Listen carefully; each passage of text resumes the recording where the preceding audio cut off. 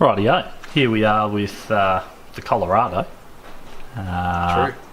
It's what, a couple of days on from when it was tuned.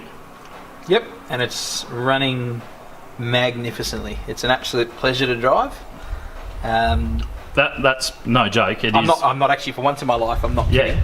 I genuinely mean it. I've been driving this thing every day, and other than the slight annoyances, like not actually being able to open the door, having absolutely no radio, the AC not working, having to climb through the passenger's door all the time, the horrendous rattle coming from the passenger wind deflector, the fact that the rear, every time it hits a bump, like to jump over the top of the cab and land in front of the car, the abortion of a rear brake setup that basically tries to kill you in the wet, the lack of grip.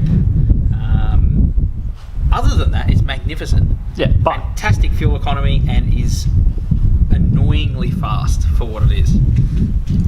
so what we've actually done today was what we set out to do. It now has a mirror that's not busted. Yes. I actually even managed to find one with the right colour cover, which is important. Because the paint works immaculate on this, obviously. Look at this, you ready? Oh, how good show you is that that? again. Yes. That's made my day, week, month. And inside here, we have going on the head unit install. Here we have the inside of a deconstructed Colorado. The head unit wiring and everything's all pretty much ready to go. We've done the GPS modules. We've run a wire for a brake controller. Just going to pop it on the dyno, strap it down now and see what happens before we install a little surprise we picked up today. How would you describe the surprise, Kyle, without giving it away? Pleasant.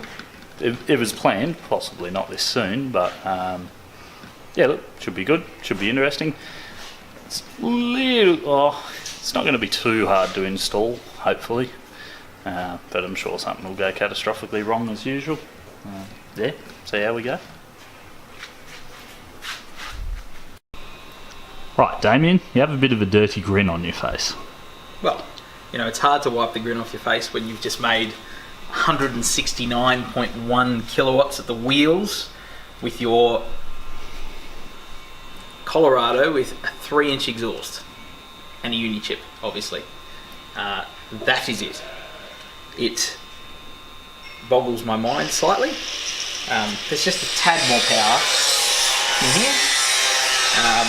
So it's a little bit hard to see on camera because that line's like a bright green. Oh, there you go, you can see that a bit better. So those top two lines are power and the bottom two are the torque. It just, yeah. And this is what, moving on from the other day when we tuned it, having a bit more of a think and a bit more of a play, doing some calculations, running, this is the interesting thing with tuning diesels. So as everyone knows, the more fuel you add to a diesel, the hotter the combustion. What a lot of people don't consider is the added temperature from more boost. So obviously the higher the boost, the higher the intake air temperatures and the less dense the air is. So it's a trade-off. You can run more boost and your air fuel ratios are leaner, which means combustion is cooler, but your intake air temps are higher. Or you can run a lot less boost, more fuel, your intake air temps are cooler, but your combustion is hotter. So this is what we played around with today. Believe it or not, 169.1 kilowatts is actually running 10 pound of boost less than the tune we did the other day that made 154-ish. So we picked up 15 or 16 rear wheel kilowatts from taking 10 pound of boost out and adding as much fuel as we could. Because we were already out of injector, normally that wouldn't be the case. Obviously, normally if I ran 30 pound of boost and also ran the air fuel ratios where they are now, you'd make more power, unless you physically didn't have enough intercooler. However, because we were out of fuel, by lowering the boost, it allowed us to bring the air-fuel ratio down, which in turn actually increased the power, which was awesome. So it's still not overly rich. This is what we're calling our drag tune, which is certainly not something I'd probably do for a customer unless they're well and truly aware of the risks. However, it's still only about 18 to 1. Any more than that, we actually get it goes into limp mode because of the suction control valve having a bit of a spaz. Well, actually the rail pressure sensor is going out of range. But yeah, awesome. So where we're going to go from here is we may or may not have a bolt-on upgrade we're going to do now. And during the week, we're going to sort out the fueling problem. We're also going to sort out a cooling solution.